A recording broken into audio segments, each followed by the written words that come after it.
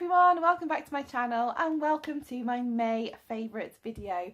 I didn't film one last month because I hadn't really tried anything new, but this month I have, so I will share those products with you. If you don't know me, my name is Karen. I live in Bristol in the UK with my husband Ryan and our two little girls, Libby who is 5 and April who is 2. I upload 2 videos a week, a weekly vlog on a Tuesday and then a lifestyle video like this one on a Friday. I'm also going to be starting a 3rd video a week and that should start this Sunday. It's going to be a series called Slim Down Sundays because I am about to embark on a bit of a weight loss journey. So I thought I would diarise it video wise. So if that's the kind of thing that you're interested in, then make sure you're subscribed and you will see all my new videos pop up in your subscription feed. Anyway, let's get on with the favourites for this month.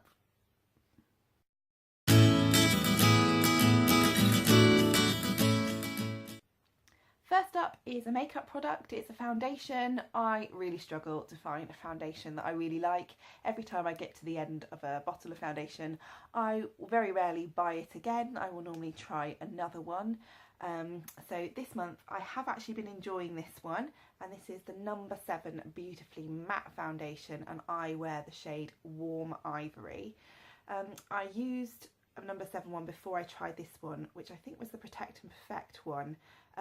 But I found it wasn't great coverage and it kind of felt really shiny on my skin. I think there's a difference between looking glowy and looking shiny, and I've always suffered with oily skin, so I didn't really love it that much. So I thought I'd give number 7 a go again, and I've tried this one. And it does what it says on the tin. It's quite mattifying. Now I'm aware that I look a bit shiny actually now, but I'm in the middle of cooking a roast dinner downstairs, so it's all a bit hot in the kitchen. But this is much better coverage than the other one I was using, and I quite like it. It goes on quite easily, it feels really nice, it doesn't clog up my skin or anything. So I think I will probably try this again. I'm not going to say that I'll stick with it forever. I will probably try another one. If anyone can recommend any good foundations, then please do let me know. I know loads of people will tell me double wear, double wear, double wear all the way, and I am tempted to try it, but it's just so much money, and I can't bring myself to spend that much when I'm not really sure that I'm gonna love it. So anyway, this one is what I'm going to be using for now. In my last favourites video that I did, I showed you a reed diffuser that I bought from Home Bargains. Well, I've got another one. This time it's from Aldi. They look ever so pretty, the ones from Aldi. I think these are like the Jo Malone dupe ones. And this is the Lime, Basil and Mandarin one. And oh my goodness, it smells so nice. It's really, really fresh. It's not too pungent, but I can definitely smell it. And it's really lovely. This is actually my 2nd one. My first one did go down. It says it lasts a month or about 2 months, and that's probably about right. It lasted about 6 weeks, I'd say. But I did buy another one because I really, really liked it. They're not very expensive. They're about £4. I think they're about £3.99. So that's not too bad for a reed diffuser. A candle would go down much quicker than that. So yeah, I've been really enjoying that one. I feel a bit silly showing you the next one because I have just told you I'm about to embark on a weight loss journey because it's ice cream. This is the Tesco's mini stick selection, but I've also bought the ones from Lidl and from Aldi. They're all very much the same, so you get white chocolate, milk chocolate with hazelnuts and milk chocolates, and I think in the Lidl and Aldi ones you also get dark chocolate ones. And they're really, really yummy, and also they're the perfect size. So they're really great size for the kids. They're not too massive for them to handle, and also they're a good size for me for not being too naughty. So we've had some really hot weather, so they've been really, really yummy. Next up is some music. In my last favourites video, I raved about The Greatest Showman and how much I loved that film. We'd only just watched it then, and I hadn't really listened to any of the music up until that point. So as soon as I watched it, I then went out and bought the soundtrack. It is brilliant. I love that film so, so much, and I love the music as well. Every single song is uplifting, and there's some really good like marching anthems, and it's just brilliant. Really heartfelt songs, and every single song I love on this, every single song the kids love on it, every single song Ryan loves on it. So we've had this basically on repeat in the car for 2 months. If anybody's not seen the film or heard the music, then I would really recommend it. even if you don't normally love musicals, I would definitely recommend it. It's absolutely brilliant. So last time I spoke to you about my favourites, I told you that I'd been watching Nashville and it had come to an end, or almost. I think there's a little bit more to go, but it's not starting till June. And I was looking for something else to watch. So I have been watching some really good series. I probably will make a whole video on shows that I'm enjoying on Netflix, but for now I'm just going to share with you a couple.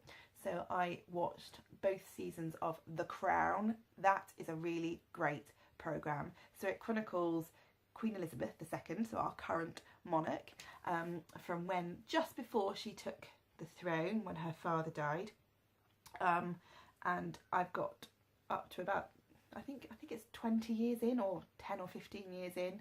The first 2 seasons cover. Claire Foy is exceptional as Queen Elizabeth. She is really, really great. And then Matt Smith plays her husband, Prince Philip, and he is really, really good as well. Really, really enjoyable. I really quite like the royal family, and I enjoy watching anything about them. Obviously, this is drama, and there's quite a lot of artistic license taken, but I feel like I've actually learned quite a lot from it about our Queen's history and the country's history. There's a lot of times where I've had to press pause and get my phone out and Google if something really happened that I'd seen in the show. It's really, really great. It's going to be weird because the next 2 seasons, and it's always been planned this way, they're going to change the whole cast because it goes into another era of her reign, so she's that much older. And so it's going to be very weird not having Claire Foy as the Queen. However, Olivia Colman has been cast as her, and I know that she's going to be brilliant. If you don't know who Olivia Colman is, she was in Broadchurch, which I've not actually seen, but I know that she was in Broadchurch.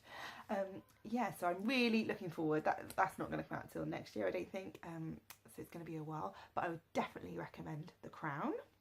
Another TV series that I watched on Netflix. This is only a very short series. I think there were 6 episodes, and it's a Netflix original. It's an Australian programme, and it's called The Letdown. Any other mums out there must watch this show. It is so good. It's so real. It's heartbreaking. It's funny, and you will relate to so much in that programme. Hilarious. There's a lady called Celeste Barber in it. If you don't know who she is, she's an Australian comedian. Ever so funny. She does some really good Instagram pictures where she takes the mick out of celebrities in their Instagram poses. She's very, very funny. So she's in it. She's not the star, she's one of the supporting characters, but it's wonderful. You really should watch it. If you're a parent, you will relate to it so, so much. And the last show that I've been really enjoying is not a Netflix original, but it is on Netflix. Well, certainly season 1 is anyway. I think there's been a season 2, but it's not on Netflix yet. Is The Durrells. I believe it was on ITV originally, and I missed it when it was on there, but I've just caught up with it now.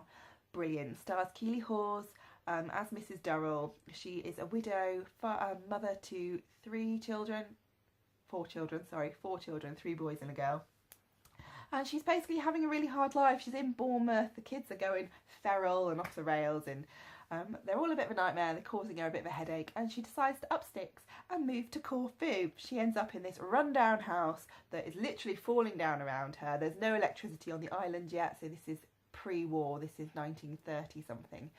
They go out there, and it is so funny, and it chronicles their journey of trying to settle in on the island, this Greek island, and they're very prim and proper British. Well, certainly Mrs. Durrell is anyway. I would definitely recommend that programme. Very, very good. My last couple of favourites are kids' favourites. So first up is these sandals. I got these from Sainsbury's. So these are Libby's, and also April has got a pair as well. Libby did not want to put these on her feet. I wanted to get her a pair of sandals that are going to be sturdy.